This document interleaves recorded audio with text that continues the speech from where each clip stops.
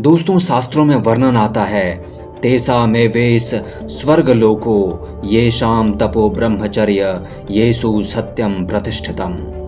यानी उन्हीं जनों को धरती पर स्वर्ग सुख मिलता है जिन्होंने ब्रह्मचर्य तप का पालन किया है और जिनके हृदय में ब्रह्मचर्य रूपी सत्य विराजमान है। दोस्तों, आयुर्वेद सहित अन्य शास्त्रों में ऐसे अनेकों श्लोक हैं जो हमें ब्रह्मचर्य की जरूरत और महत्ता के विषय में बताते हैं।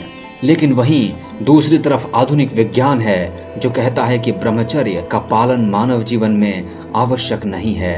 यहाँ तक कि कई शोध यह भी कहते हैं कि अगर आप हर रोज एक बार भी वीर्यपात करते हैं तो इसे सामान्य माना जा सकता है। दोस्तों, तो प्रश्न यह उठता है कि अगर आधुनिक विज्ञान को सही माना जाए तो क्या हमारे शास्त्रों में झूठ लिखा है? क्या ब्रह्मचर्य की बात महज एक झूठ है या बकवास है? दोस्तों, आज हम इस वीडियो में इसी बात को समझने का प्रयास करेंगे, लेकिन इस वीडियो को पूरा अवश्य देखें और चैनल पर नए हैं तो इसे अवश्य सब्सक्राइब कर लें। नमस्कार दोस्तों, मैं हूं विवेकानंद विमल और विमल की वाणी पर भरोसा करने के लिए शुक्रिया। दोस्तों, मैं आपको मानव जीवन के कुछ पहलुओं के जरिए आपको ब्रह्मचर्य और सेलिबेसी के विषय में बताने की कोशिश करूंगा। दोस्तों, किसी भी बच्चे या इंसान में 12 साल की उम्र तक यानी प्यूबर्टी स्टार्ट होने तक सीमेन या वीर्य प्रोड्यूस नहीं होता। यानी एक बच्चा जन्म से 12 साल तक ऑटोमेटिकली ब्रह्मचर्य व्रत का पालन करता है और यही वह काल है जब इंसान सबसे ज्यादा सीखता है। दोस्तों, आधुनिक विज्ञान इस बात को मानती है कि एक इंसान को जीवन जीने के लिए जिन भी मूल ज्ञान और आदतों की आवश्यकता है उसे इंसान इन्हीं शुरुआती 12 सालों में सीख जाता है। जैसे बोलना, लिखना, पढ़ना, खाना, पीना, चलना, दौड़ना और अपने रोजमर्रा के काम। अगर यही चीज़ें उसे बड़े हो जाने के बाद सिखाने की कोशिश की जाए तो उसके लिए सीखना असंभव तो नहीं लेकिन मुश्किल अवश्य होगा, क्योंकि जैसे जैसे हम बड़े होते जाते हैं वैसे वैसे हमारी किसी भी चीज़ को सीखने और समझने के लिए जिस एकाग्रता या कंसंट्रेशन की आवश्यकता होती है वह कम होती चली जाती है। दोस्तों, इससे दो बातें निकल कर आती है। नंबर 1, बच्चों की सीखने की क्षमता या पावर ऑफ कंसंट्रेशन किसी भी अन्य उम्र के व्यक्ति से ज़्यादा होती है। नंबर 2, बच्चे 12 वर्ष तक प्राकृतिक रूप से ब्रह्मचर्य या सेलिबेसी का पालन करते हैं। यानी साफ है दोस्तों कि किसी भी चीज़ को ध्यान से और एकाग्रता से प्राप्त करने के लिए ब्रह्मचर्य की आवश्यकता होती है। इसलिए शायद नेचर ने 12 वर्ष की उम्र तक किसी भी इंसानी शरीर में वीर्यपात के सिस्टम को निर्मित ही नहीं किया, क्योंकि उत्तम ज्ञान प्राप्त करने के लिए ब्रह्मचारी होना बहुत आवश्यक है। दोस्तों, इसे आप इस नज़रिए से भी समझ सकते हैं। हमारे सनातन धर्म में जीवन को 4 आश्रमों में बांटा गया है, जिसमें पहला ब्रह्मचर्य, दूसरा गृहस्थ, तीसरा वानप्रस्थ और चौथा संन्यास।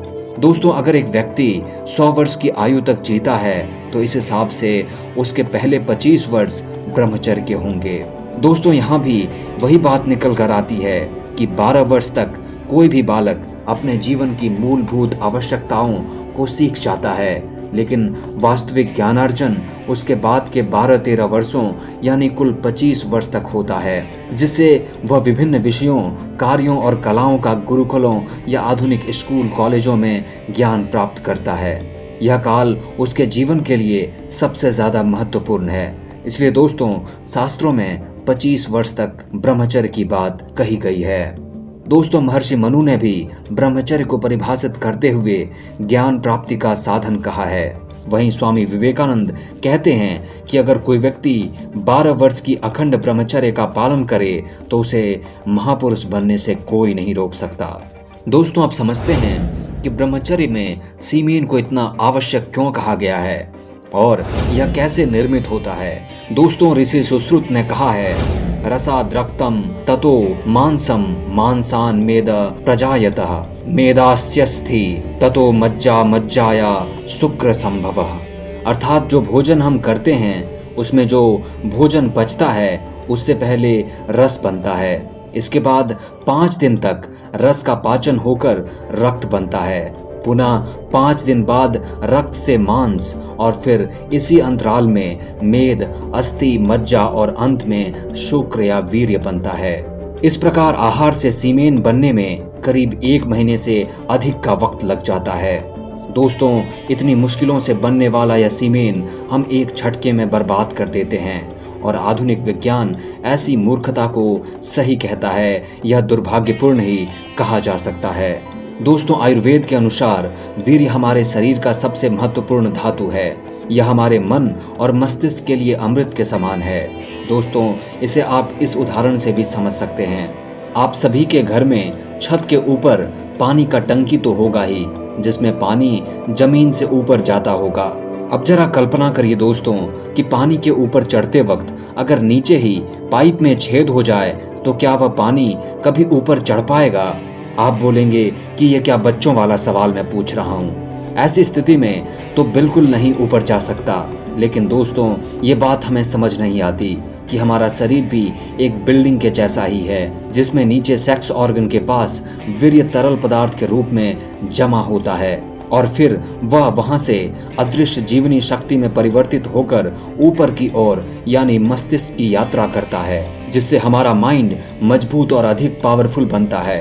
अब अगर आप अपने शरीर के नीचे का नल यानी अपने सीमेन को सेक्सुअल इंटेलिजेंस में वेस्ट कर देंगे तो वह कभी भी जमा नहीं होगा और उसकी शक्ति आपके ब्रेन तक नहीं पहुंच पाएगी।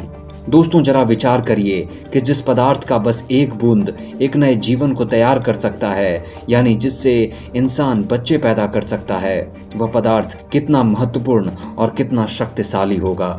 इसलिए दोस्तों, ब्रह्मचर्य या वीर्य रक्षा न सिर्फ हमारे मस्तिष्क के लिए आवश्यक है, बल्कि यह हमारे शरीर के लिए भी बहुत जरूरी है। दोस्तों, आयुर्वेद में कहा गया है, त्रयः उपस्तंभा आहारः स्वप्नो ब्रह्मचर्यम च सति, यानी शरीर को स्वस्थ और मजबूत बनाने के लिए आयुर्वेद में 3 उपस्तंभ बताए गए हैं। जिस तरह किसी बिल्डिंग को खड़ा करने के लिए पिलर का सहारा लिया जाता है, ठीक उसी प्रकार हमारा स्वास्थ्य भी इन 3 बातों पर निर्भर करता है। इसमें आहार और निद्रा के अलावा एक स्तंभ ब्रह्मचर्य भी है। दोस्तों, जैन तीर्थंकर महावीर भी ब्रह्मचर्य की महिमा का गुणगान करते हुए कहते हैं, बंभचेर उत्तम तव नियम नाण दसन चरित सम्मत विनमय मूलम, यानी ब्रह्मचर्य उत्तम तपस्या, नियम, ज्ञान, दर्शन, चरित और विनय की जड़ है।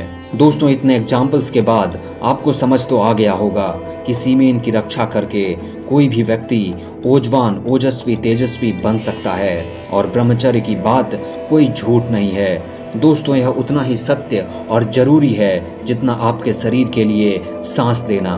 बस फर्क इतना है कि सांस न मिलने से एक झटके में प्राण निकल जाते हैं, लेकिन ब्रह्मचर्य का नाश करने वाले धीरे धीरे अपनी शक्तियों का नाश करके समय से पहले बुढ़ापे, रोग और मृत्यु को प्राप्त होते हैं। इसलिए दोस्तों, अगली बार सीमेन को वेस्ट करने से पहले एक बार अवश्य विचार करें। दोस्तों, वीडियो पसंद आई है तो इसे शेयर करिए, लाइक करिए और सब्सक्राइब करिए ताकि आपके लिए मैं ऐसे ही वीडियोस लाता रहूं। बहुत बहुत शुक्रिया, धन्यवाद।